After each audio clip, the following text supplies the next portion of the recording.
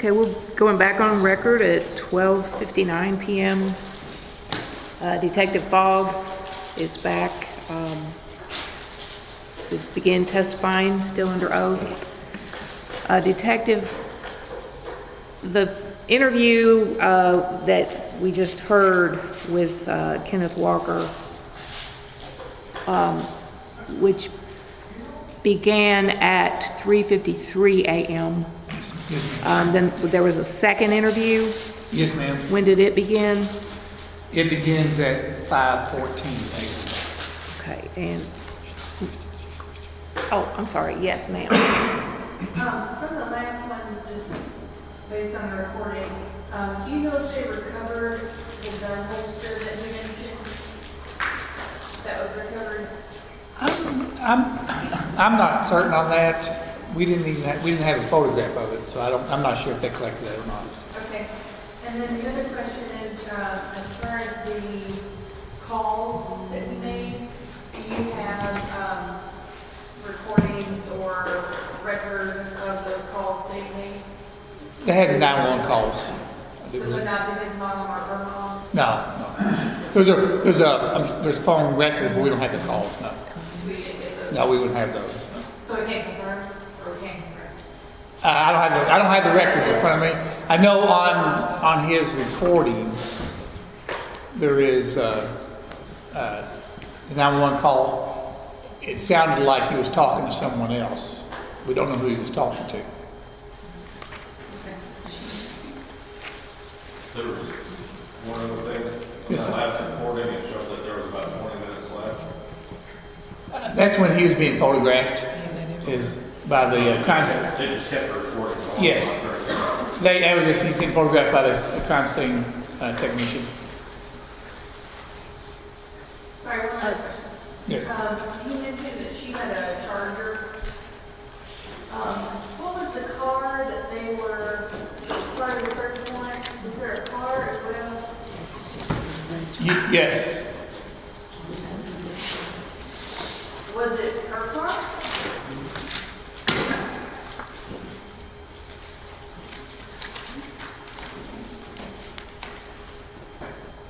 It's for a 2017 Dodge Charger SRT 8, and it gives the registration. And what color was that? Is it listed in It's there? red in color. A 2000, and what year was that? Yeah, and this one says 2017 Dodge Charger.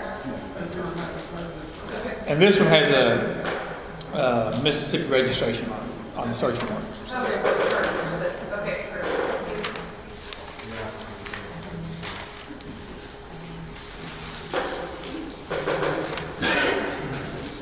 Just to advise the grand jury in regard to the question about the phone calls to his mother, there is an interview that was conducted with his mother, as well as an interview with Ms. Taylor's mother, if you wanted to hear those. Those, as far as the phone call. Did they mention the call?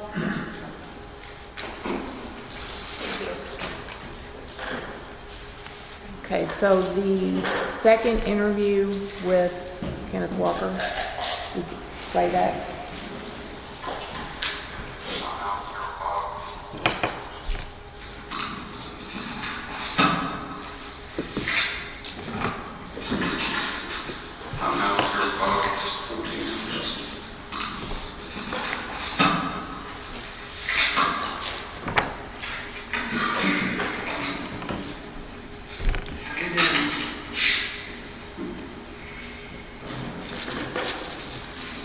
Anything while you're sitting here that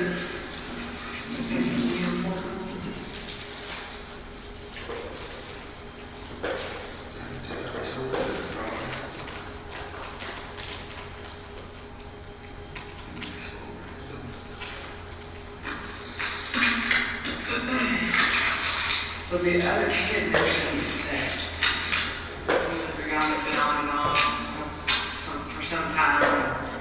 She messed around with something. We thought maybe that's who come to the door. Any idea who that was or could have been? Who was the guy that she was messing around with before?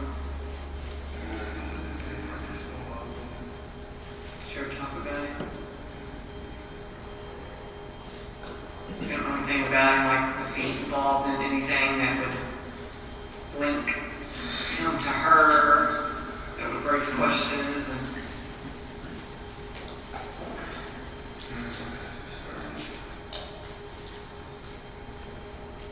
so I don't think you'd be a fan of this dude. He was messing with your girl.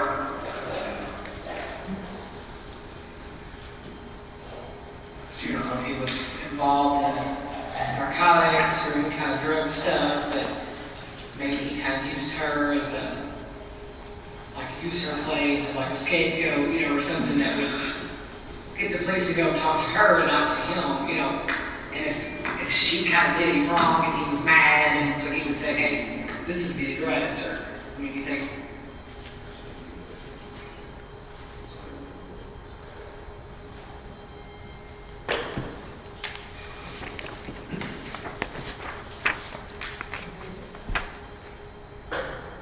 That ends the second interview. A very brief one. Any questions in regard to that brief one? Was there more? So then the third interview, Detective Fogg, the third interview begins at 5:19 a.m. Yes, ma'am. You said AM? a.m. What time was the second? 5:14 a.m.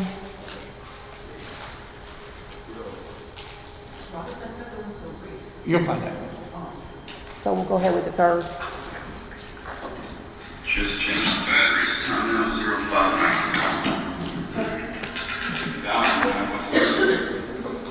I'm sorry, go ahead. Breonna, Breonna? You said it was the cousin. I think she was at CO. okay, she currently works at June, and like I said, I lost my job in January, so she was actually telling me about the position open there, just working with kids. So make sure so she knows kids, she was seeing just like kids who they don't stay there, like they just transition to the place that she works or something like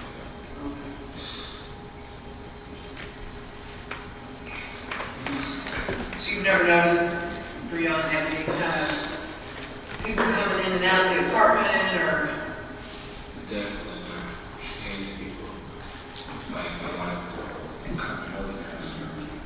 Do you know the dude that she kind of messed around with when you guys were on or off that would come to the apartment? Do you think of anything or anyone that would cause the police to be looking at her apartment?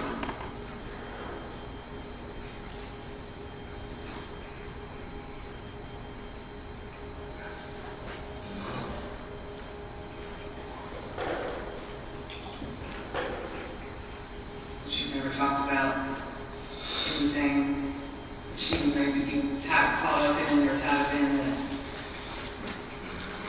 cause the police to knock on the door. She literally my best friend. Like, there's nothing we didn't talk about. I talk to her every single day. So, even if she didn't tell me, I would have called. I noticed there was something. I don't know. When you guys would be on your off, would you guys still be in contact with each other? Yeah. So you'd be not dating, and she'd be kind of dating somebody else, but you guys would still interact? Yeah. That'd be hard. It was. That's what she's not trying to do.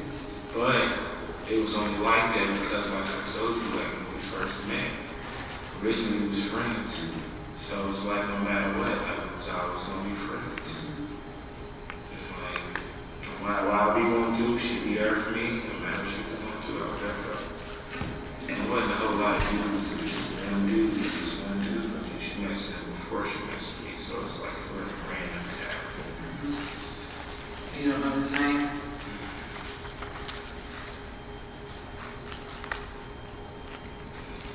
When we go by, yeah. She was around more than once then during the time of your all 7 years? If you guys talk a lot, I would think she mentioned his name, or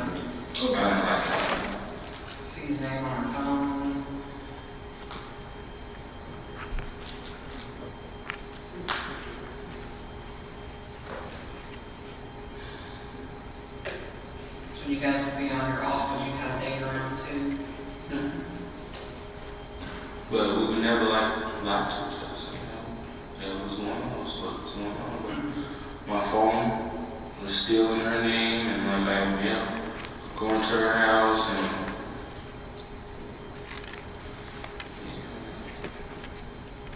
that was my best friend. Like, so it's like a side of our relationship stuff, even when that wasn't right, like we were still friends, we still family. Like I still talk to her mom, her aunt, her sister, and all of them have like myself on number. I like hers, I talk to them, and I wouldn't even talk to her sometimes. Yeah, and they never mentioned a good thing about this guy, like, I mean, we don't like him, we don't want him, because it seems like they liked you. You were that close with them, you could talk with them, even when you guys were dating at that moment. They would say that this guy's not good for her. It's Yeah, mom used to say stuff like, I don't know anything about that dude, but that's all you want to. I don't know him, I don't even know him, that's not my friend, that's not my associate or anything, so. Her mom didn't like him. Mm-hmm. It makes me she liked you so much. Yeah. She was trying to push him out so you just keep staying in the front. But I was gonna stay there regardless. She's always by her side no matter what. I'm thinking she's messing with somebody that wasn't even good with her. You being that close to her, love her like you do. Can't speak on no other guy else. Gotta figure out he's no good around. True. Sometimes. When you like somebody, so no matter what somebody else says about you, you never not like them for yourself until you not like them for yourself. Exactly. Same. So, wouldn't matter what I said or anything, if that's what you want to do, it's what you're going to do until you feel like it's not what you want to do. It took me a long way to feel like it took me a long way. Like I said, we knew each other for years, so. So mom never mentioned the name or never crossed paths ever you ever seen. Well, I've seen him one time, like, probably like 4 years ago, and then I told you, one day I was over here, like, he popped up over there, but I never, like, saw him face to face because he was, like, calling her phone and stuff. And we had, like, people over there, and then, like, she had just went outside in the parking lot and talked to him about staying in the house, like, she just came there for like 2 minutes and then came back in. So you never saw his name, like she didn't have like a code name or anything on her phone that it would pop up, so. It was actually no name, it was just a number. Yeah.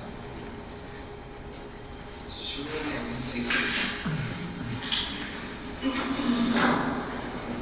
Do you remember what he looks like?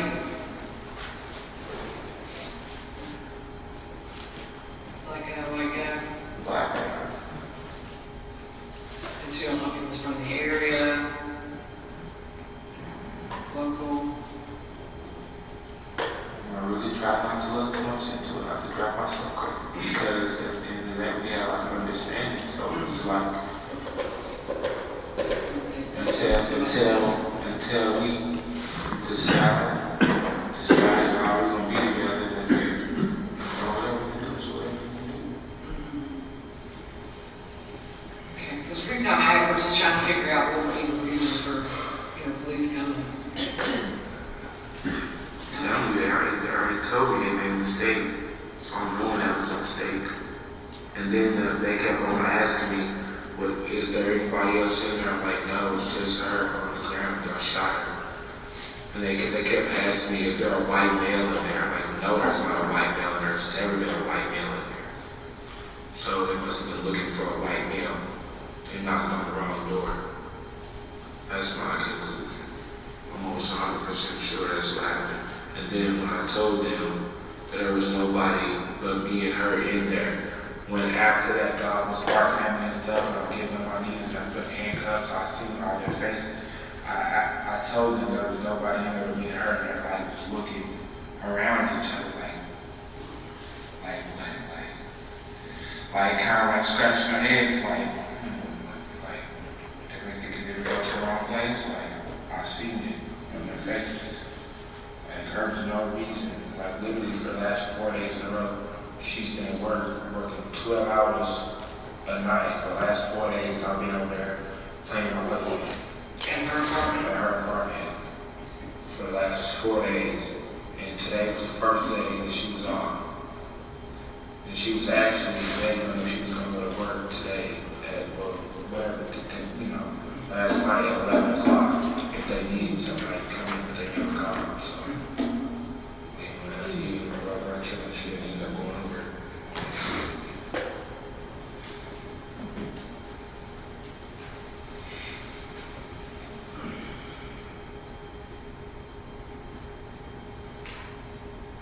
It's literally no information I have about I have a clue why they were at the door.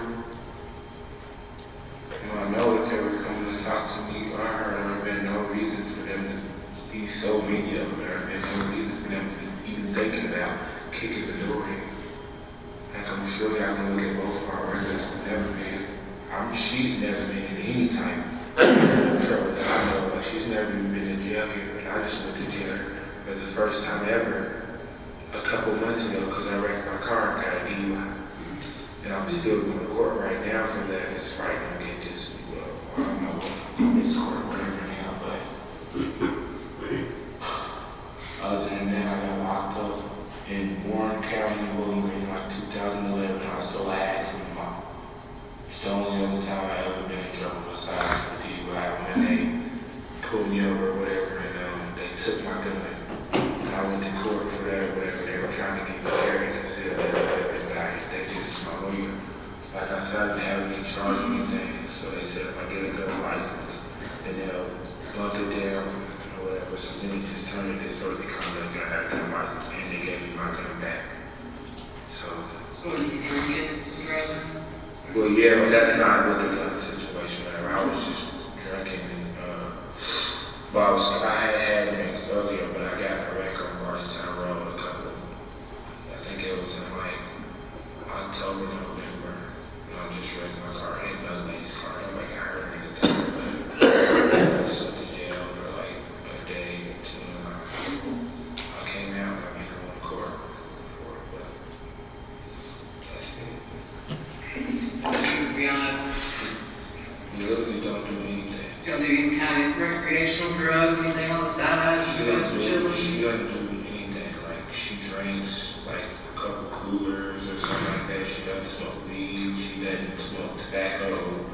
She doesn't anything. I smoke weed from time to time. I smoke tobacco. But she doesn't do anything. But drink and it's only maybe like once or twice a month because she works so much. So. You ever did anything more than weed and got involved with some shady people that, Not at all. Not at all. And everybody I deal with, I've been doing pretty much my whole life, from school and playing football when I was younger and stuff. I don't even deal with regular people. And like you say, you know my dad, so you know I didn't grow up in the hood or anything like that. any kind of family members or anything are involved in anything? Me? No. 90% of my mother's family is from Lexington. She has 9 brothers and sisters. Only 2 of them live in Louisville. They're both older, of course, like 50 years or older. My cousins that live here, that's my mom's sister's kids.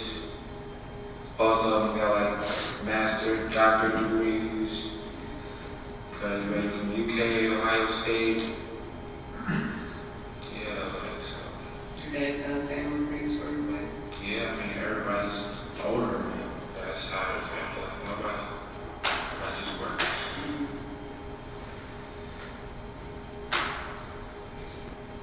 That's it. I know you said you smoke weed. I gotta ask, do you have any weed today? Earlier today, before we went to Texas Roadhouse, So about what time was that? about 6 o'clock. Okay. Is it? I mean, you normally smoke weed. Did that? I used to smoke weed like a lot, but like I haven't been because for one, I'm trying to get a job right now. The only reason I smoke today is because I just took my drug test for the post office and for the other job that I'm gonna get. I took both of them like yesterday. Okay. So, I took them sometime this week, so I was done doing drug testing or whatever, so So how many times this week have you smoked weed? twice. I mean, what about like this month? How many times this month have you smoked weed?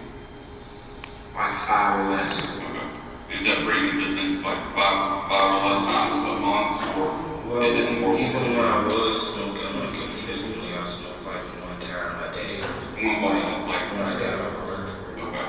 Like, So I go to work at 8 o'clock in the morning. I get off, finish work between 5 and 6. When I get home, I get in the shower, smoke, play my game. I got you. And like, when did that start and when did that end? Smoking. Yeah, like after work.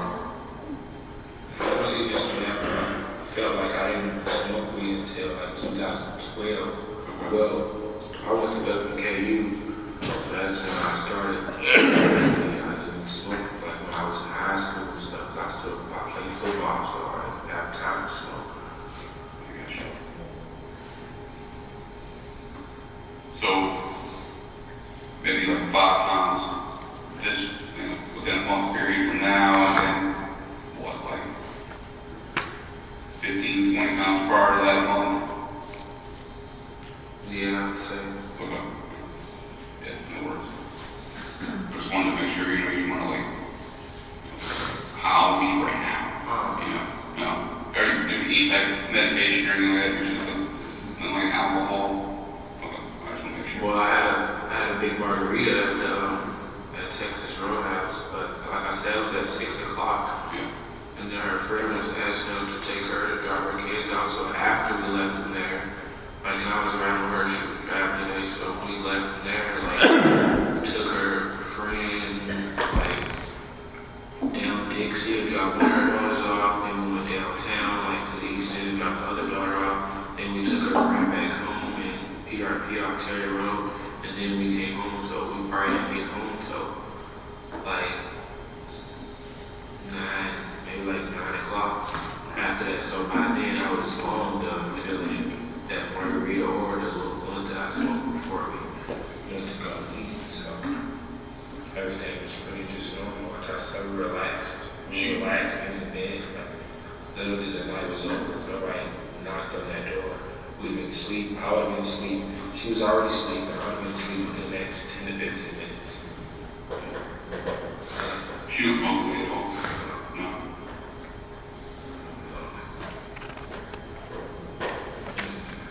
I'm trying to get into it before, but No. Not happening. good for her. Man, and help me kind of understand something, right? So I know you originally told like the officers or whatever, like she shot you. Yeah, I was just scared. I didn't want them to think that I was like on something where it's like when I first came out and stuff, I had no reason to say, like I said, my gun's legal and everything. Like clearly I was scared. Like, I don't know, like, nobody announced that stuff or anything. Like clearly, like I said, we never have no dealings with the police or whatever. So if I would have heard at the door, oh, it's the police, it changes the whole situation. There's nothing for us to be scared of. Like we were literally on the way out the door, we didn't want the door and say, hey, like, what's the problem? What's going on? You know, even if we were to get detained or whatever for a second, I can talk to you. Like I know I haven't done anything. I know they have no reason to be looking for me. So there's no reason why I would be hostile at all. The only reason I even had the gun out is we didn't know who it was. So if we knew who it was, then that would never happen.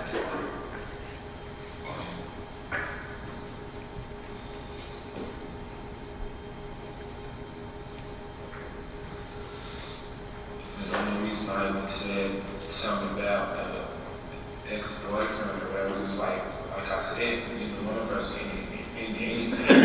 So I can't for the life of me imagine why anybody would be knocking on the door at this time. And just like if it was going to be anything, it could be that. What else? Like what other?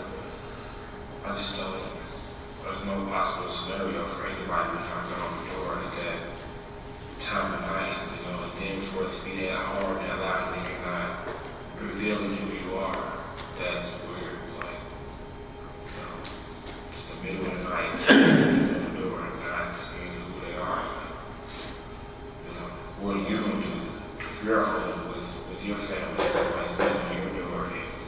you don't know who it is after you've had who it is.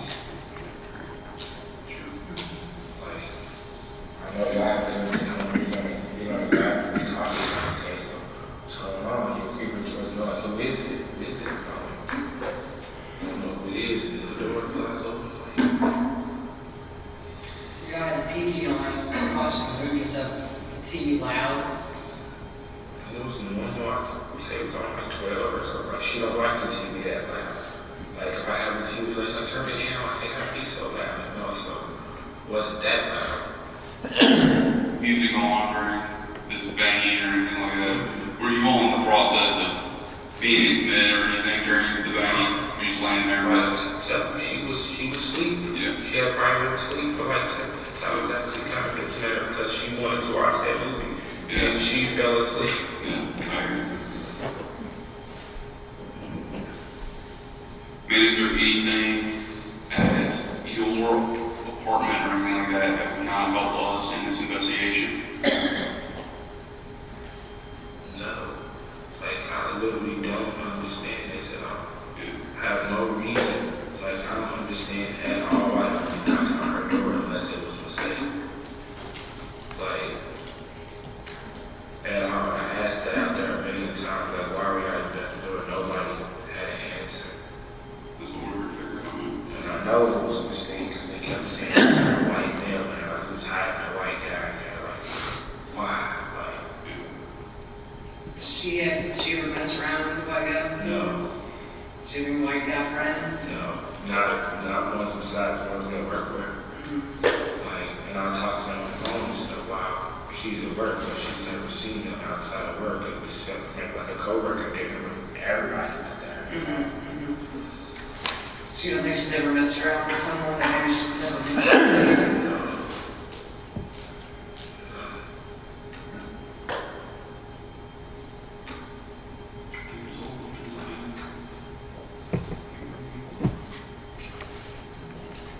Just trying to understand.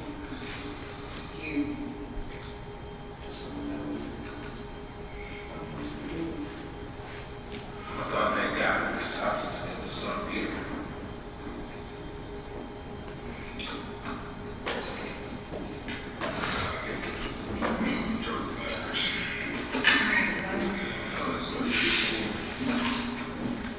He seemed real apologetic. Who was that? The guy here, plain clothes, he was an officer, he pulled over on Main Street into a random parking lot. Another female cop came up and pulled next to us in the car. We're going this way, so we're facing this way, she's facing this way. He pulled right beside us. He told the lady who was driving the car, I was in the road in my window.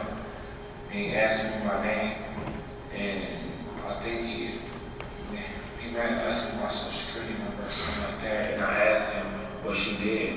He said, well, we'll discuss that in a second when we get down here. And I started crying. But in the midst of that, he was like, there's been a big misunderstanding here tonight. And I was like, what do you mean? Well, I think that's when I asked him what she did. And he was like, well, we'll talk about that in a second. I started crying and just walked away. But that was the first officer who he seemed apologetic. Like I said, he was like, oh, well, talk to me, how to teach you this, teach you that. And just like, I don't know, like he knew everything. It was a mistake or something. I knew there was some confusing, because when we wanted to talk with you, and we thought you were still on the scene, and they didn't come in here, so. I don't know that that's what he meant, but, because I wasn't there and I didn't say it, but I know that was some confusing, because we didn't know where you were at. You don't know who's coming here.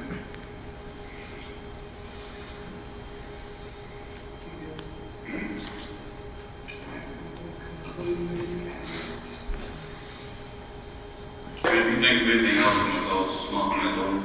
All right, well, we're interviewing everybody, police officers, anybody that's on anything, you know, stuff like that. So just give some time, okay?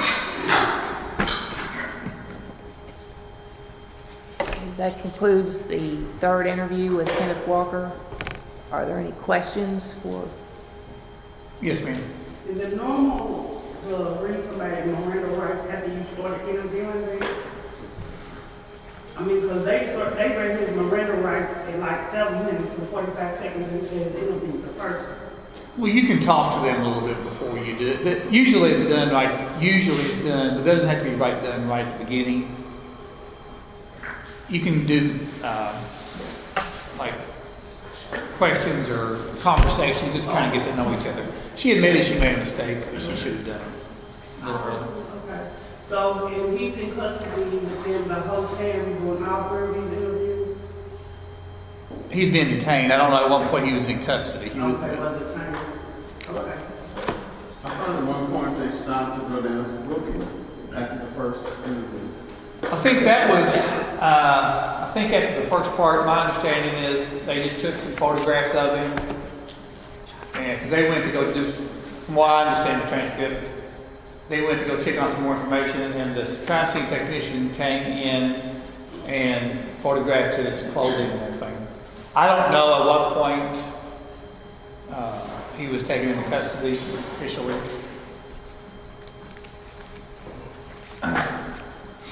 anything else? Was he asked to take a lie detector test? We don't have that information. It wasn't in any of these interviews, which,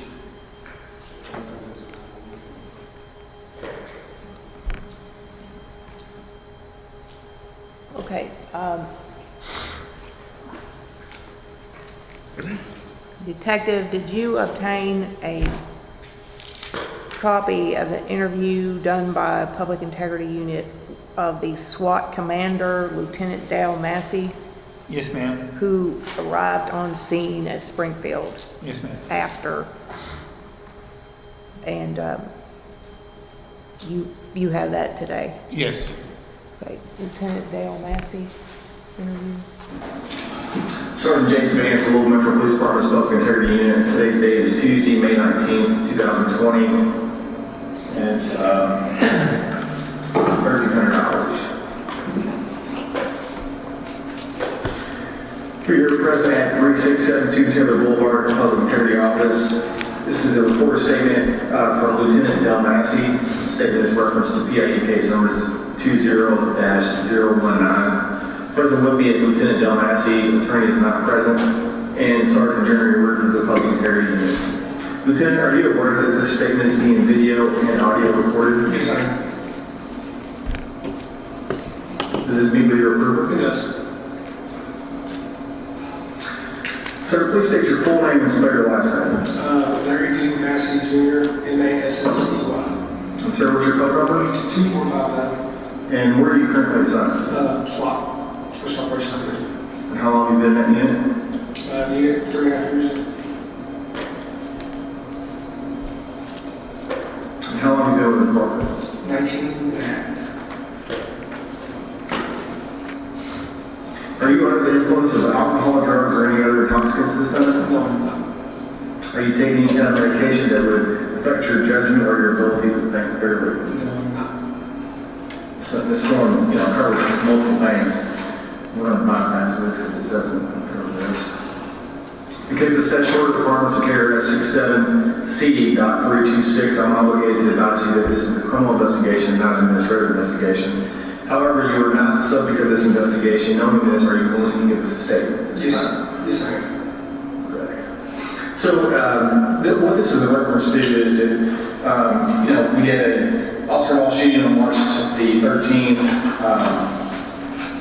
at 3003 Springfield Drive in the 3rd Division. And as a result, reviewing body cam footage and also just knowing, the course of investigation is obviously SWAT responded to that location and cleared it, secured it, if you will, prior to PIU's arrival. And reviewing some of the documentation provided to us by CID, we did not receive a operations plan. So one of the questions we wanted to see if you guys were, I know you all had briefing before the search warrants because there was multiple search warrants served that night. Is it some of the information that you all gathered from the briefing and what information were you all provided before that night? Okay, yeah, backtrack, so we got information on these doors probably about a month in advance, as we got pretty much launched the operation. Sergeant Cassie, Sergeant Barton kind of points on, so what kind of happens now with us is we'll let our numbers scores, they'll call me, put the sergeant kind of gets to the planning phase and kick it out to our officers who do the recon to start our planning process. I had a meeting a month prior, they brought up multiple locations, our guys advised them, hey, we need to take this slower, you know, regular 8 orders in one night, simultaneous orders around that business touch because they had danger of doing 2 locations at once. How about we do 2 this day, 2 next day, and so on and so forth. And there was mention of the address on Springfield that email sent to Joe Cassidy. Fast forward to the week before, so he gets 2 addresses, both on Elliott, one's a vacant, we're across the street from each other.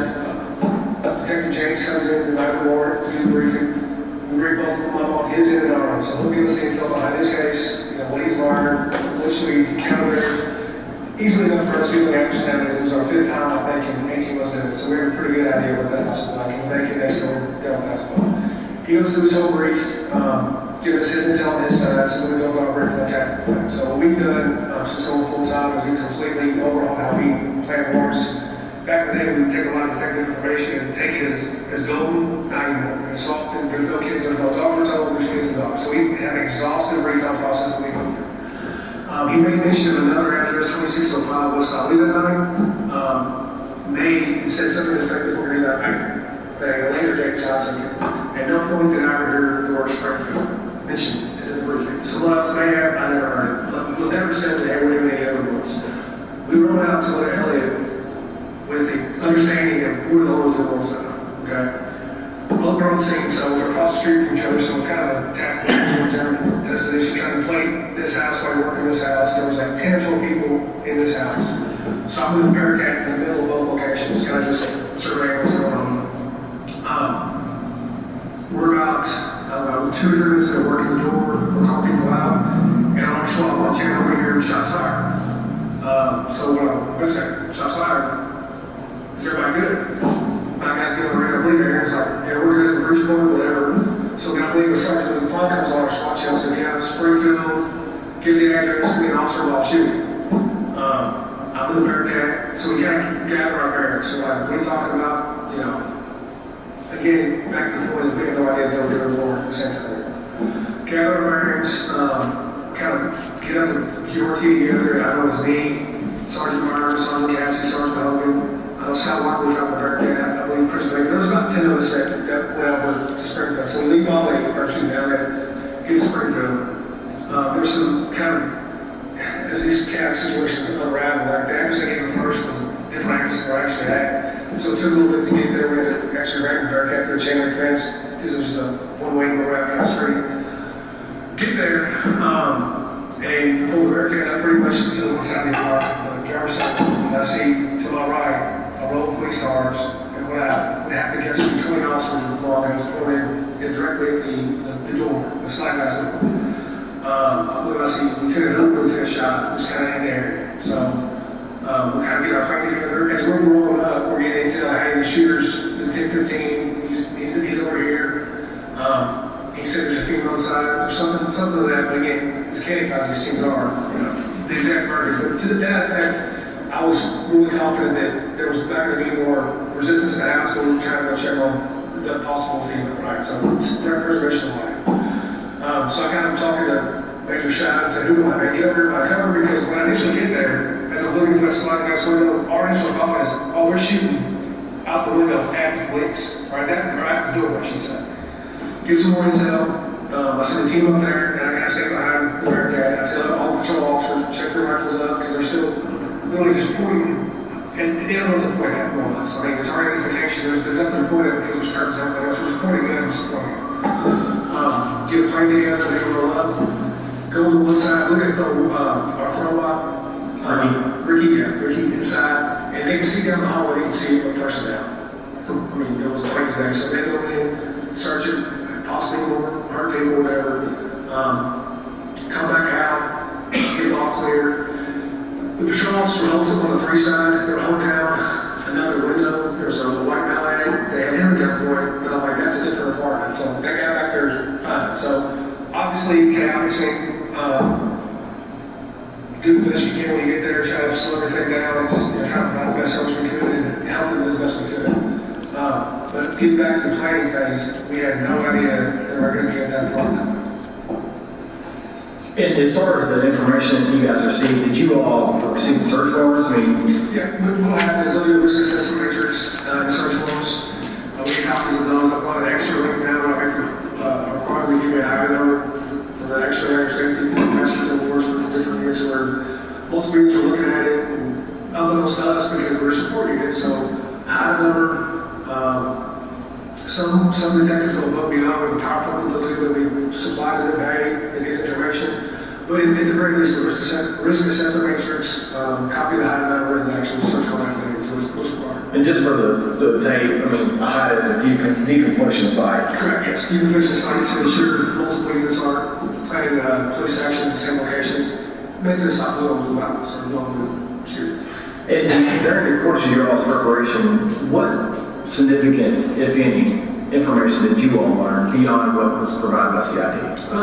In this case, not so much because we've done the housing before. We've done it literally 4 or 5 times in 18 months. So we knew we were going to get.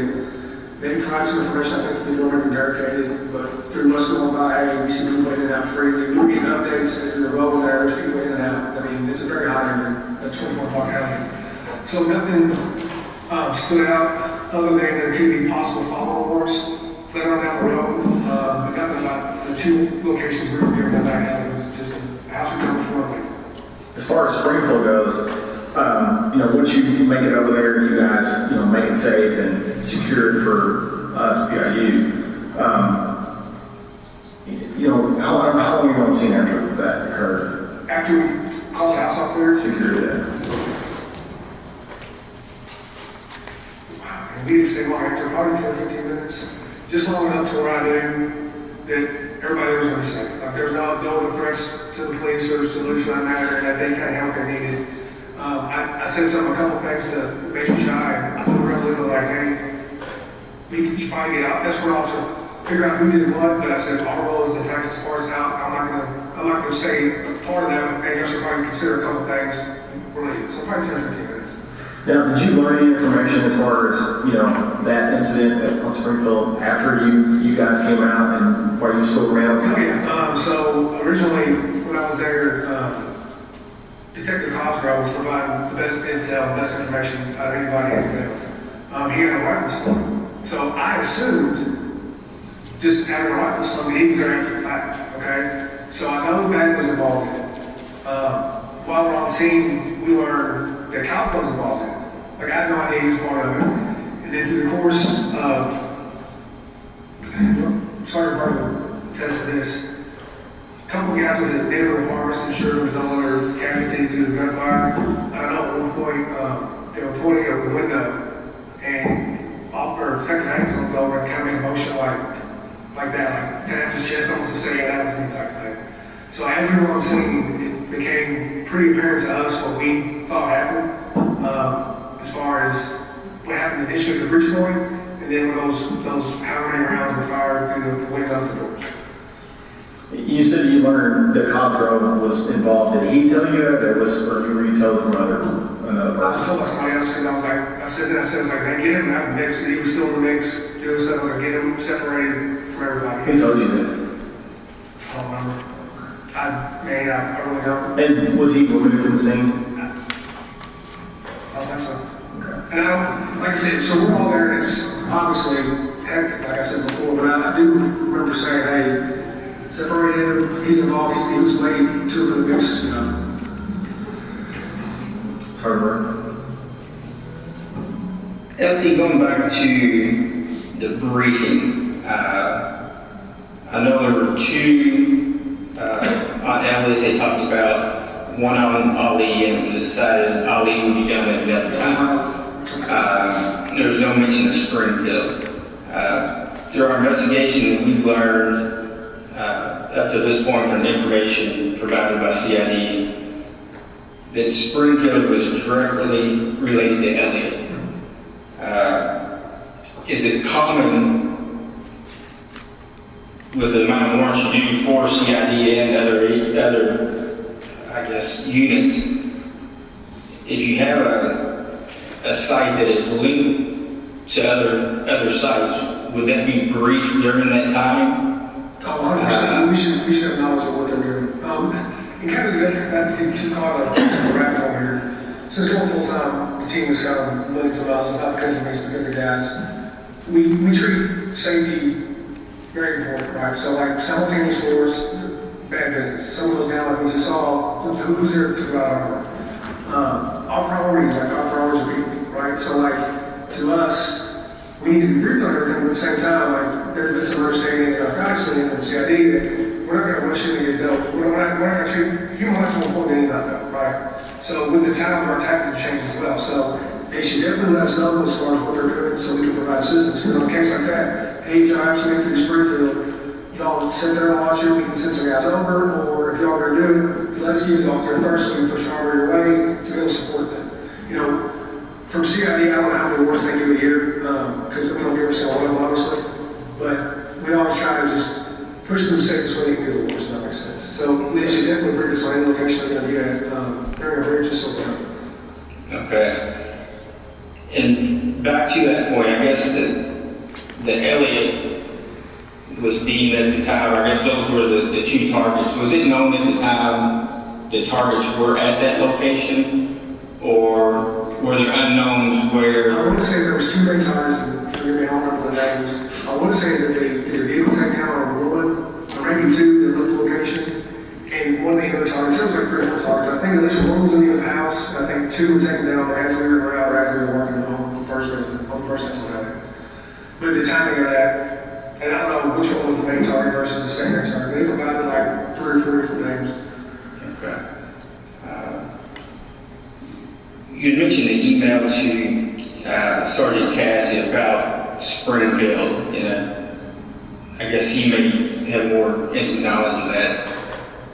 But was that around the same time the other warrants came in, like a month prior to?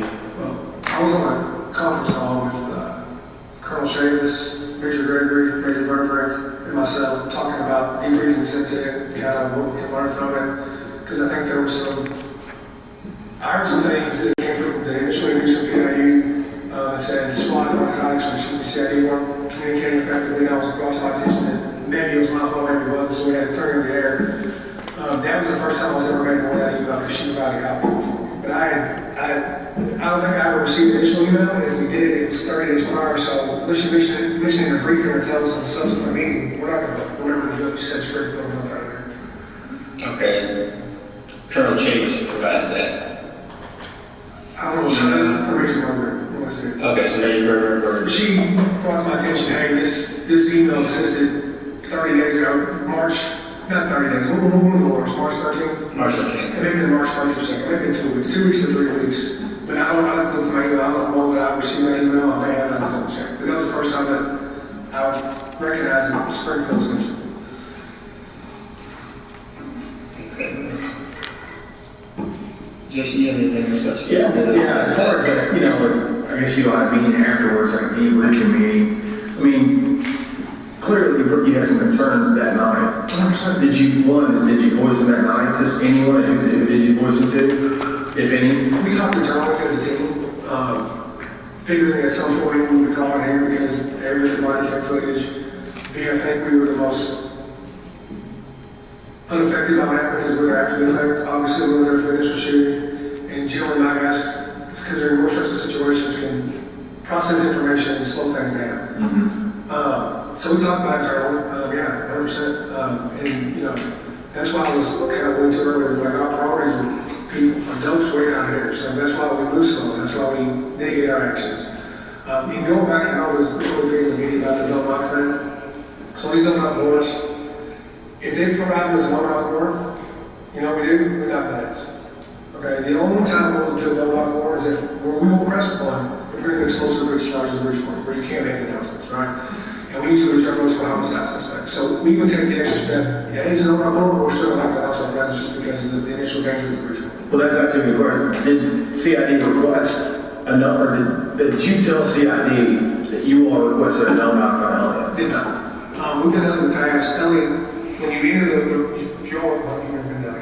You we enter a common area, and that's where they do all the drug sales, a lot of the drug use hang out at. Every time we walk in that house, we encounter people immediately at the threshold. We wouldn't enter the house, we called them out to us. We called every single person out to us on Elliott.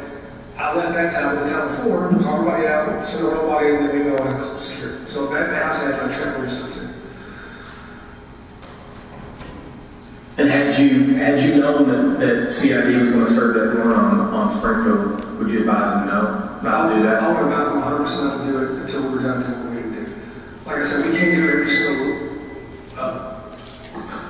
Thank God. we can't do every single lure for them. So if she was at one of the matrix, which I never saw that matrix, so frankly I can't speak to what she would have go to the matrix at all, I don't know. Then I tell people, like, when you use a SWAT team, that's a higher level of force. So we can't do every single warrant the way we would do a SWAT. But I was definitely told that, hey, wait till we're done, we can move some more to you, or give them alternate options. Hey, we can send 4 or 5 guys over there after the fact to just do this round call out, because if the warrants for money, which is my understanding of what it was, is if there's people with money there, you can't destroy money, they're not going to destroy money, just call out to you, like, if you want to reach the door, make announcements, this police, you know. So we tend to treat ours more that way. It's just the way we operate tactically, the way CID operates tactically, they're completely different. And not to beat a dead horse, but on the briefing Elliott, there's no mention of Springfield, so is it safe to say no matrix or ops plan, anything, or no knowledge whatsoever about the warrant being conducted at the same time at the Springfield? No, so I'll take a step further. I've never received a matrix from CID that we can do a warrant on. That's a policy thing, so it's not a you all thing, but I've never received matrices on the ones that we do, only the ones that we do for. What about the operations plan? Did y'all receive one of those? No. So nothing. It still happened to this point. It's not good. What about Elliott? Did you receive one there? So when we do their awards, we have to do our own ops planning, so they provide us the information, like I said, going back to the past about we want to get our own eyes on look at it. So I would say the information they provide, we come up with our own operations plan because our planning process is more intensive than theirs. So as long as they bring the board and the matrix, I mean, we get the plan put together ourselves because we're the ones that are going to be executed. Okay.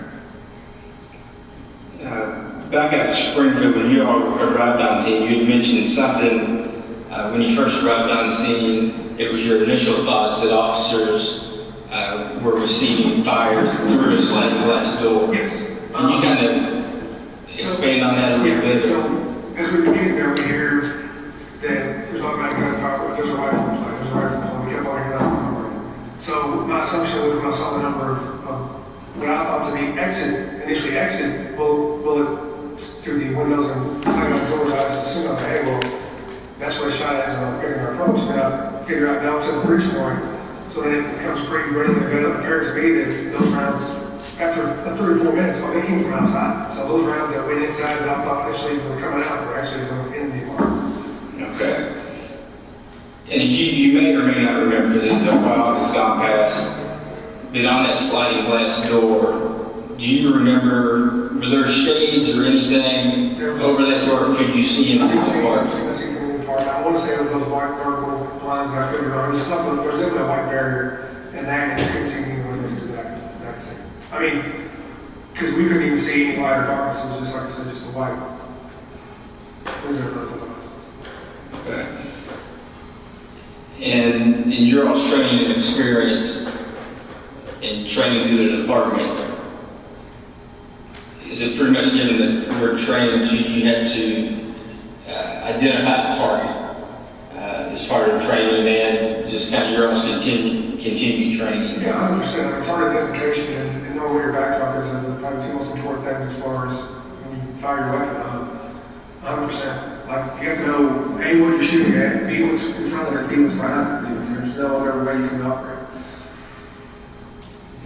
And this is a question I'm not sure you can answer, or you're the appropriate person to ask this, but, you know, since you have a lot of weapons training experience, if someone is to fire a weapon in an illuminated area into a darkened area, would that muzzle flash project into that dark area? If it's covered by cloth, windows and stuff, all you can do is hear when it would probably be a very rapid fire of gun that you could mistake for a rifle. I don't know, but you could definitely you would be able to see if they're at the breaching point. Because again, like I said, initially we were like, oh, we're coming outside, and then we moved over, kind of saw the door, oh, there's the door, and then they had worked on the sergeant right in front of us. So I was like, okay, that's why I said more information on what happened over here. And one more question. So this table is about 36 inches wide, and the entry door at this apartment was 36 inches. Well, the biggest entry door they have. Is it practical, or is it even common for not just SWAT? I mean, clearly SWAT works, and they have different tactics, but for any, CID unit, investigative unit, when they do an entry into a house, would it be common for 3 people to be in what we consider the federal function? Absolutely. So in your almost 20 years, have you ever seen where someone's punched out like this, cover 2, if you will, so first light, cover 2 is punched out, maybe behind them a little bit, and there's a third person between the first light and cover 2. Have you ever seen that? No. Not in any kind of scenario where you're trying to knock in, speak to blood, kind of stuff on the street, but no, you never would, yourself in that situation. But even, in your experience and just, I know you had experience in the 2nd Division Impact, or Flushington. Have you ever seen anyone from a police department do that? Back to the scene on Springfield when you arrived, you mentioned you learned Detective Cosgrove actually had fired his weapon. And I think you may have said it and I missed it. You advised someone that he should probably be secured. Who was that? I mean, I may say some Lieutenant Hoover, because it was kind of, because you had the 3rd Division major was there, then you had their lieutenant, I don't know if Lieutenant Hoover was there from the beginning, but I remember saying, I believe it was the Lieutenant Hoover man, you had to separate, he was too involved with what was going on when we went there. He needed to be checked out, he needed to be off to the side, the emotions, the drill dump, he provided good information, don't get me wrong, he had the best intel, he still needed to be out of the base. Okay, so at that point, the major of the division. He was already on the scene when I got there. They had another situation in the 3rd that evening they called me about. It didn't rise to our level of need to assist, so we were able to spread the rules on Elliott. So that's how I got there. There was probably 70, 80 police cars. We didn't come from like Elliott all the way. I mean, we were by the road for good 25 minutes. 20 minutes just get there and back. It took us that long. So yeah, he was already there. Okay. Other than in how our structure on the department was set up with officers such as detectives, sergeants, lieutenants, majors, and up above, Lieutenant Hoover would have been in charge of that activity or that one. If he was there, if he was there for the beginning of it.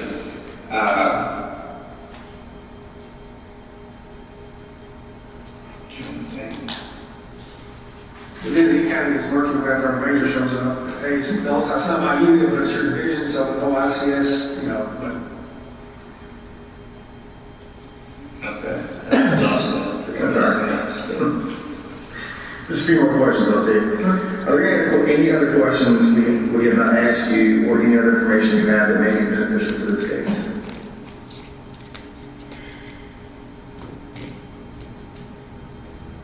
I mean, just based on what we saw that night, not having been privy to any of the investigation, just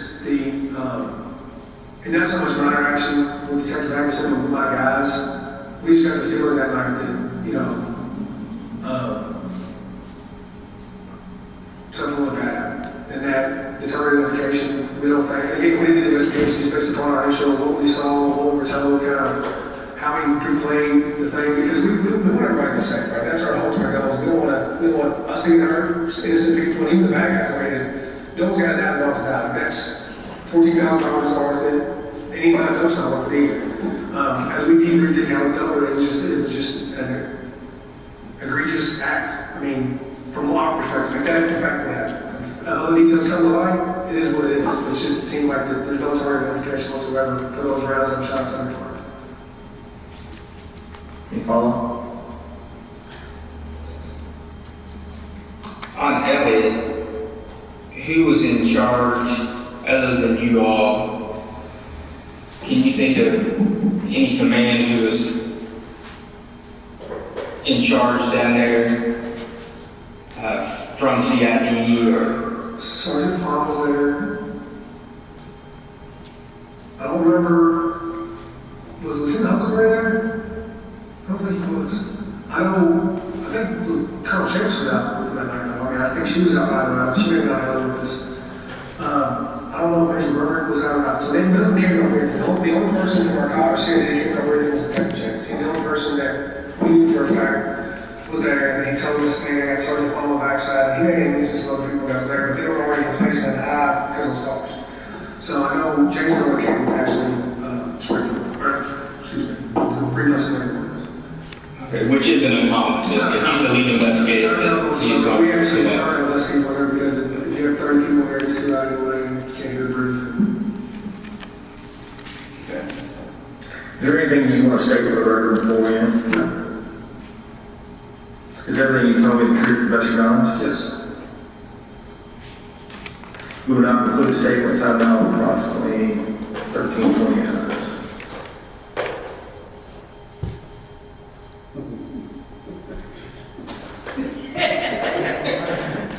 Yes, ma'am.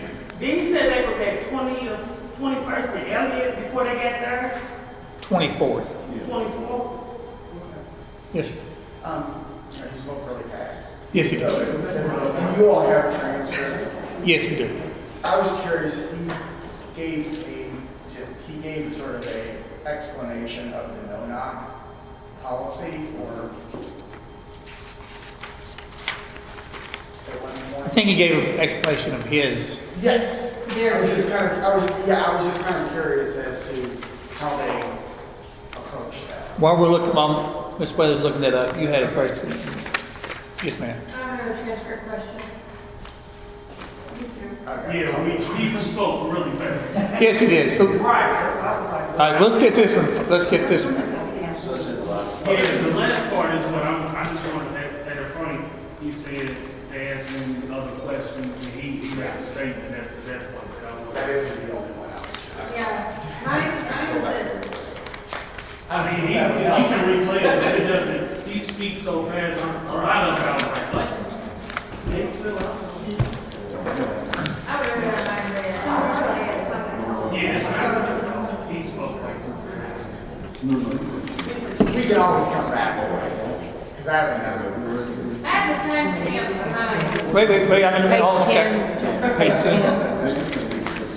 I'm sorry, I should have done I that. mean, it's a lot of time. Okay, listen, please. This is reference to the no-knock. Okay, we talked about it internally. Yeah, 100%. And you know, that's what I kind of too early. Like our priorities are people. Like dope's way down here.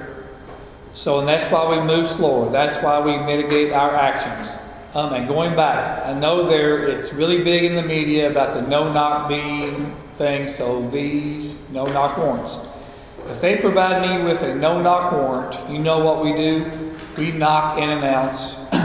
Okay, the only time we'll do a no-knock warrant is if it says something. If we're blank one.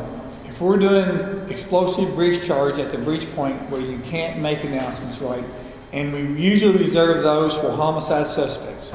So we even take the extra step, hey, it's a no-knock warrant, but we're still going to knock and announce our presence just because of the initial danger at the breach point. Okay, and this warrant was executed according to the investigation detective where there is actually a photograph of the whiteboard Yes. where it is stated knock and announce Yes. for the Springfield. Correct? Yes, that's correct. Okay. Okay, yes. I don't know if the timestamp helps, but it's around 27.45, right after he talks about was an egregious act. And then there's something about justification. Something. Yeah, there was no Page, justification for the rounds being fired. That's That's what right. I wanted to hear what he I want to said. hear what he says Page, right there. Around minute 27. Yeah, hold on. While she's doing that, this may help you. We'll get back to that. Page I'm going to read this. 16. Like, answer that. We're going back to your question. 16? Okay. Actually, it's the same one. He asked, are there any other questions we have not asked, or you, or any other information you have had that may be beneficial to the case? This is Lieutenant Massey. I mean, just based upon what we saw that night, not having been privy to any of the investigation, just the and not so much my interaction with Detective Hankinson, but with my guys.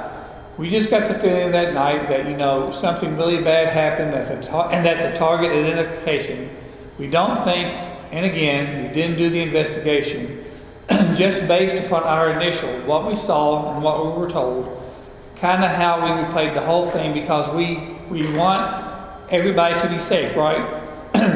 That's our whole ultimate goal, is we don't want us to get hurt. Innocent people, and even the bad guys, I mean. If no one's got to die, they don't have to die. Like, that's $14,000 isn't worth it. Any amount of dope's not worth it either. As we debriefed and kind of looked over, it was just an egregious act. I mean, from what our perspective, if that's in fact what happened, have other details come to light, it is what it is. It seemed like there was no target identification whatsoever for those rounds that were shot outside the apartment. Talking about detective. Yes. Those would be the shots coming through the window and through the window. He's referring to Detective Hankinson's. Yeah. And he said no target identification. Not Yes. justification. That's correct. All right, thank you. Yes. When he was discussing, when they were talking about the blinds, was his answer that you can't really see muzzle fire? Page. Yeah. Wait, we can get there. That's what I said. Couldn't see anything inside the door, like barriers. Start with page. So he also said you couldn't see. Yeah, page 13. Page 13.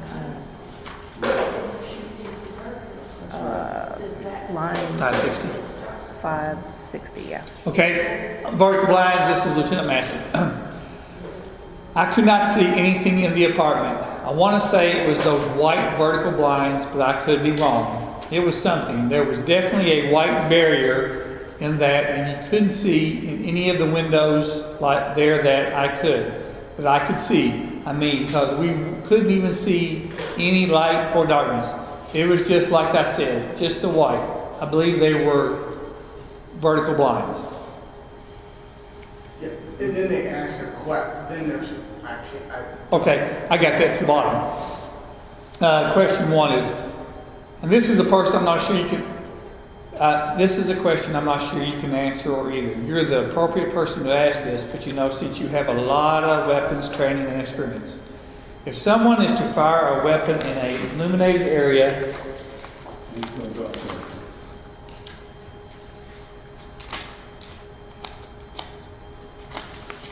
into a darkened area, would that muzzle flash project into that dark area? If it's covered by cloth, windows and stuff, no, you wouldn't see anything. Yes?